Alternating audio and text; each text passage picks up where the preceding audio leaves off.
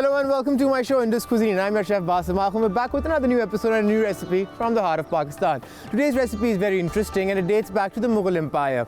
This recipe was a part of the KPK region, also known as the Khyber Pakhtunkhwa, and it is, you could say, one of the most beloved recipes of the Pakhtun people. We're making chapli kebab today.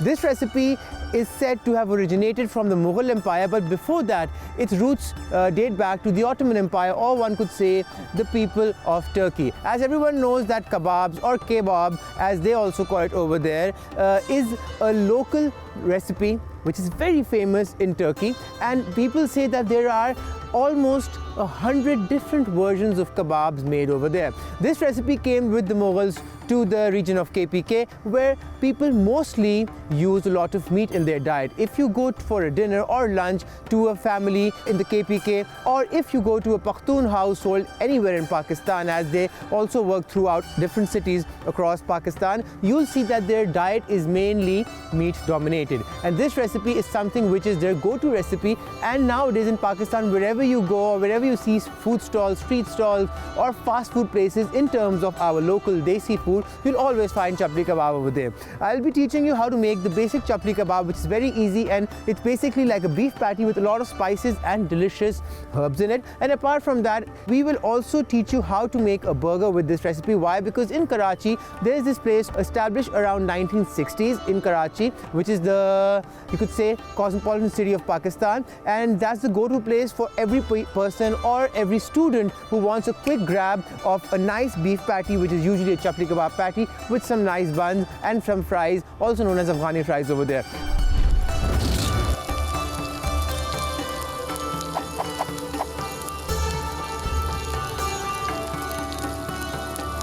Today, what are the ingredients for the recipe? I'll let you know quickly. We're also going to make a mint chutney for this recipe. Why? Because I wouldn't prefer that you go outside and buy a mint chutney. Rather than that, you could make it at home, keep it in the fridge and enjoy it over the period of time. Okay, so for the mint chutney, I'll tell you the ingredients later. They're kept over there. But before that, what we need is 1 kg of beef. Okay, whenever you're buying beef for this recipe, you need to buy 30% fat, 70% lean meat. Mix it up, and this is how the meat will look like. It's going to be a bit white and red. It's a mixture, and that will bring out the juices of the recipe. Then you need around 4 to 5 green chilies, which I'll finally chop. You need some gram flour. Why do we need gram flour? It's because gram flour will hold this recipe together. You need some butter. You need red chili flakes. You need coriander seeds, neither coriander powder, neither coriander leaves. I'm talking about coriander seeds. We shall just crush them a bit and then add it. It brings this nice flavor when you get it in your bite. And then you need some red chili powder, salt to taste. You need turmeric powder. Garam masala is a very essential part of this recipe, which will be added in the meat mix. Then you'll be adding pomegranate seeds. Yes, you've heard it right. These are dried pomegranate seeds, which will be added to the recipe and will bring you this nice zing to the recipe. And you need some oil for frying. And when I say frying, it's not deep fried in a matter that it's basically floating. You just need to shallow fry it. Then you'll be using vegetables such as onions, tomatoes, and you need fresh coriander too for this recipe, which I shall add in a bit. Okay, so firstly what we'll do is we shall prepare the vegetables, and then we shall start making the patties, fry them, and then I'll let you know what to do as we move on. And the first thing what you need is you need around 2 onions, which I'll finely chop, and then we shall add to this recipe. The root of the onion is on, so for this recipe you need it really finely chopped. So what I'll do is, rather than just adding 4-5 cuts, I'm going to give it around 10 to 13 cuts, as you can see, like a flower over here. And then I'll make a cut in between, and then I'll finally chop it. Rather than roughly chopping it and then passing your knife through later on, you can go slow and get the perfect cut in this manner. This is done. Keep the root on the side. Always remember, the root holds the onion together. Why? Because that's the foundation of this vegetable. If you cut the root apart, onion is a vegetable which is basically formed in layers. Everyone knows that. Those layers will start coming apart and you won't get the perfect cut. Okay, so I'll just take around 2 onions, but because the onions are a little big, so I'll just use 1.5. You can improvise as you go. Why? Because vegetables are made by God, not by man. So whatever is available in the market, you need to use that and then think along the lines. This is done. Just I will salt the onions and keep it on the side so that whatever water needs to come out shall come out in the beginning only. Okay, this is done. What I'll do is I'll pick up a fresh ramekin. I'll transfer all of this into this. So basically going to make everything and keep it on the side, and then we shall start commencing with the formation of the meat. So this meat can also be kept in the fridge for up to, you could say, a week. And if you want to deep freeze the meat in a Ziploc bag or in an airtight container, it can go up to 4 months if you do not have any load shedding or if the light doesn't go, because why, you need that perfect temperature to be maintained in the freezer. Okay, this is done. Now what you need is you need tomatoes. Now for this recipe, you won't be like completely mincing the tomatoes. What we'll do is we will be de-seeding the tomatoes. That's a very important thing. Now you'll be thinking that why is he de-seeding the tomatoes? So if you add water to any form of meat, beef or some form of protein, it won't hold together. Basically everyone knows that a tomato holds a lot of water inside. Where's the water? The water is basically with the seeds. So what we'll do is we'll just take the eye of the tomato out. Mostly people don't do this, but if we're doing it properly, might as well take the seeds out. Why do we take the seeds out? I'll tell you again, because the seed holds water, and when the water is there, meat will start falling apart. So as you can see, what I'll do is I'll just push my knife through it, and this is the watery part of the tomato which I'll take it out. So just take this out, throw it on the side, slowly and gradually, and this is done. So we'll take the eye of the tomato on the side and the seeds and put it on side. Okay, and now what you need is you need a paring knife. I shall just take out the excess water and seeds out like this. Why? Because this is all the liquid which we do not want to add to the meat over here. This is done. And now just scoop this up, and I'm going to throw it in the sink. Because it's liquid, it can go down. Keep the knife on the side, and now we'll finely chop it.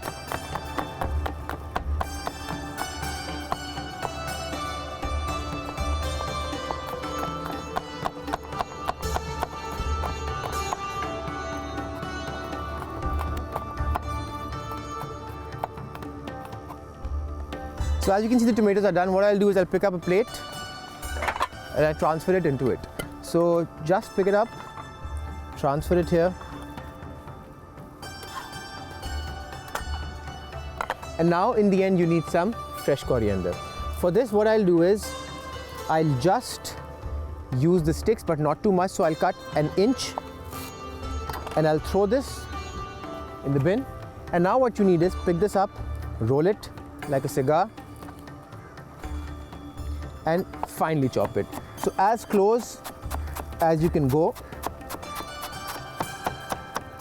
spin it around and then chop it again.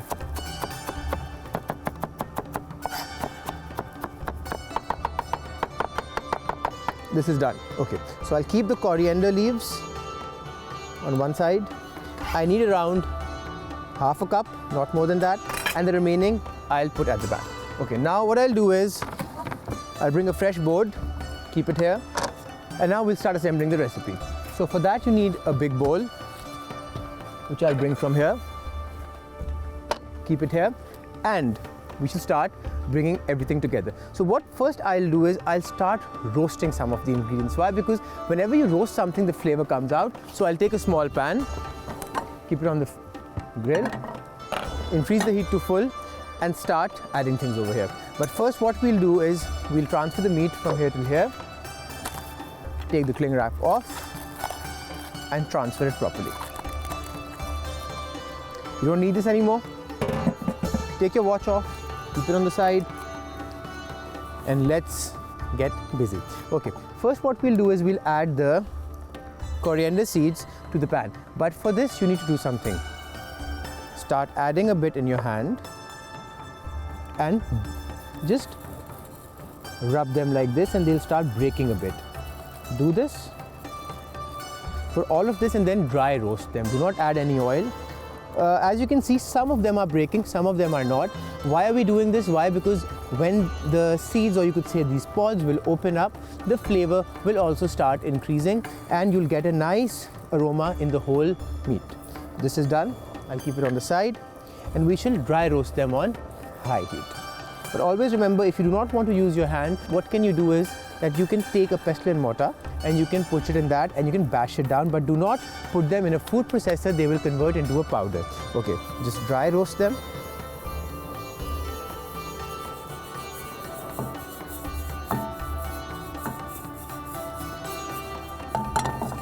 And when they start popping, we'll use them. Okay, so take the meat out over here, we'll put it in there later on. Spread out.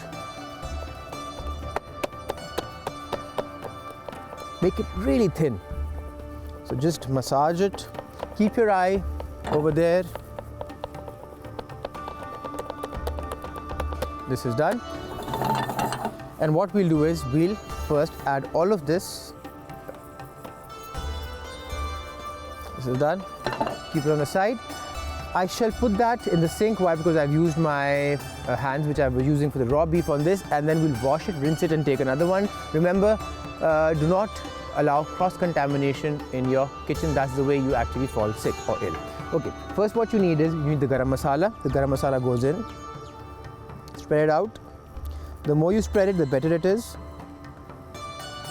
You can hear that popping sound.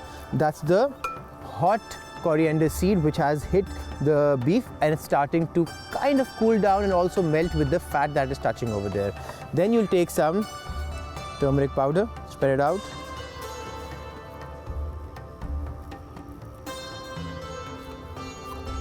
You need salt around half a teaspoon, not too much. This is done. Red chili powder. Whenever you're adding red chili powder, really be careful and keep it really low. Why? Because you do not want it to come up into your eyes. Now start just pressing it a bit so that it doesn't fly with the air or the wind. A little bit of red chili flakes.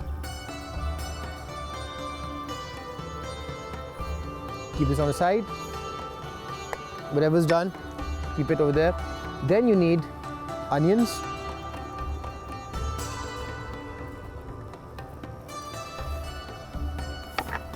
You need the coriander leaves, tomatoes,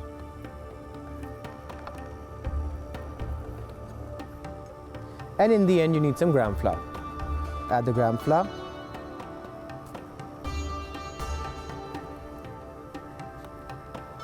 And keep this on the side. Now start folding it. Press it first and then fold it. Interlock all the spices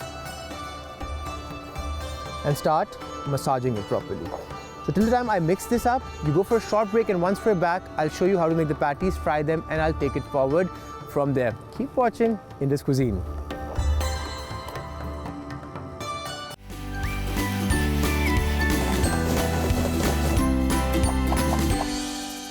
Welcome back. You're watching Indus Cuisine and I'm your chef Basim Akhund. During the break, I just waited for you and I was basically bringing all the meat together. It's an intensive thing which I could have done on the screen, but it would have taken a lot of time and you would have gotten bored. So I did that during the break. Okay, now the three things that are remaining. First, what I'll do is I'll take a brick pan.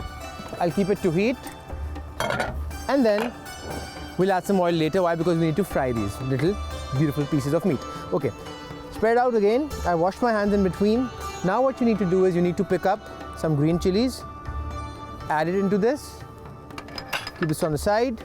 Okay, you need the pomegranate seed. It is easily available anywhere in the market. Why? Because a lot of different cuisines use this, especially the Iranian cuisine, Pakistani cuisine, Turkish cuisine, and all these different cuisines we use this, and you can find it in any, you could say, desi store or in any supermarket or hypermarket. If you cannot find this, it's fine. You can add fresh pomegranate seeds to it also, and if you cannot find that also, the third option could be you could add some dried raisins. It would change the flavor a bit, but it would give you this nice tangy flavor on your tongue. Okay, now when this is done, push it in.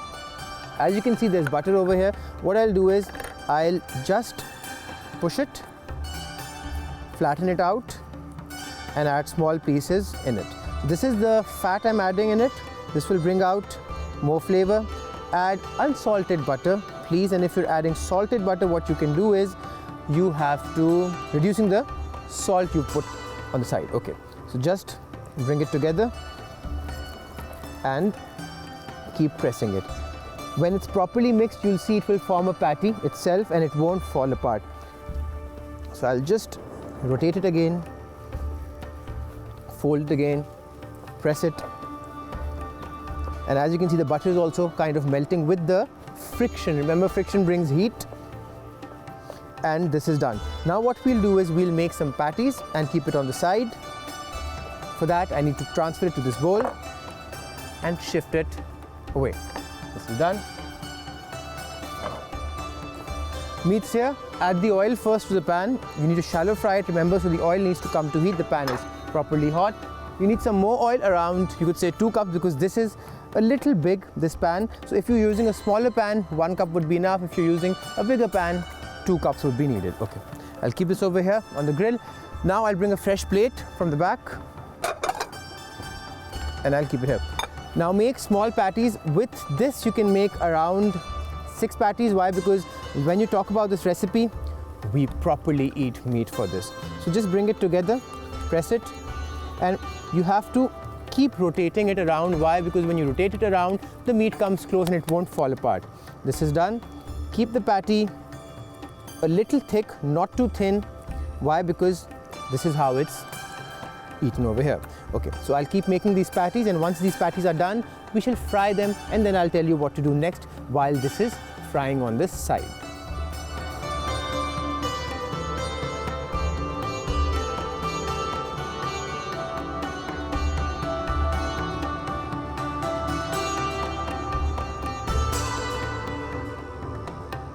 The patties are ready. Now what I'll do is you have to fry them, but you have to fry them for at least 4 minutes each side. So just add them to the oil, and once the oil starts bubbling, which it is right now, let it be there for 4 minutes. And do not move it a lot. Why? Because the more you move it, the more it will start breaking. Remember that. So I'll keep it over here. And I'll add 3 in the other pan. Why? Because we need to also make burgers. So 4 I'll actually serve just like that, and the others I shall serve in front of you with a burger. Okay, now this is done. Rinse your hands once more. And now we shall start assembling the burgers. Okay, this is done. But before this, remember, this recipe does not require any form of mayonnaise, tomato ketchup, or any other Western things. We will just make a mint chutney and add it to it. What are the ingredients now? So first you need some yogurt, then you need around 4 cloves of garlic, you need mint leaves 1 cup, and just a little bit of coriander. Okay, so what we'll do is we'll take the sticks of the coriander also, roll it and roughly chop it. Why? Because it will go into a food processor and we want all the flavor to come. Okay, just roughly chop it and reduce the heat to medium-low now. If the heat is too high, the patties will start falling apart, and the other thing is that it will get brown from the outer side and it won't be properly cooked from inside. So always maintain the temperature of the heat or the oil you have in front of you. Okay, so add all of this to a food processor. The coriander goes in first.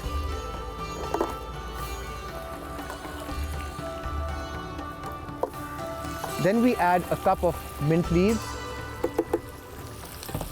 Then we add some garlic cloves, but remember, whenever you're adding garlic cloves, just roughly chop them and then add them. What will happen is they'll properly blend in.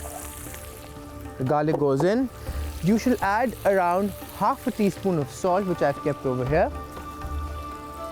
You'll add around half an onion, which I've chopped over here. You'll add a little bit of chili flakes, around 1 teaspoon. And then you'll add the yogurt into it. So I'll just unwrap the yogurt. Keep your eye over here. Do not over fry it. Reduce the heat more. You want it nice and golden.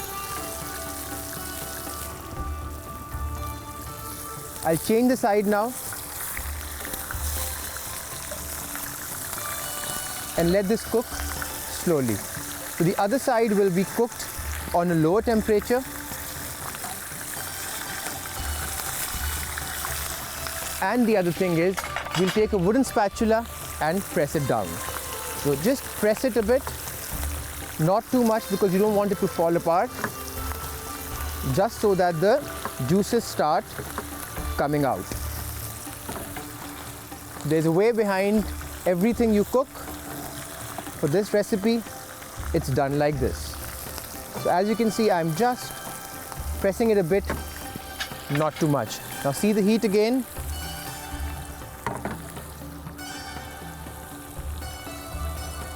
And let it cook. Okay, now add the yogurt over here. This goes in. And process it well.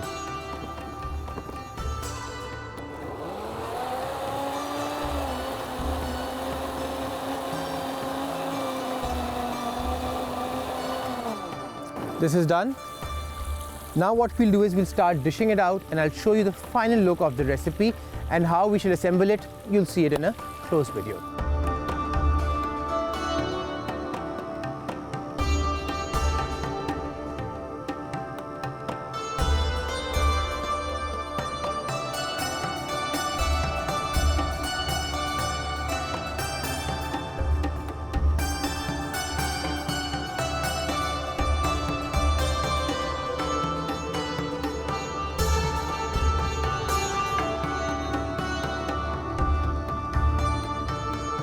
So as you can see, the recipe is ready today. I made around 5 kebabs, and the 2 kebabs I made was for the burgers I made. The burger is simple. Basically, you add the chutney, you add the kebabs, you add some coriander on top, then you add like a mint leaf, 2 slices of tomato, and it's ready. If you want to saute the bun in some oil, you could do that also, but I wouldn't do that. Why? Because I would like to keep it healthy. I hope you liked today's episode. I'll see you in another episode of Hindus Cuisine.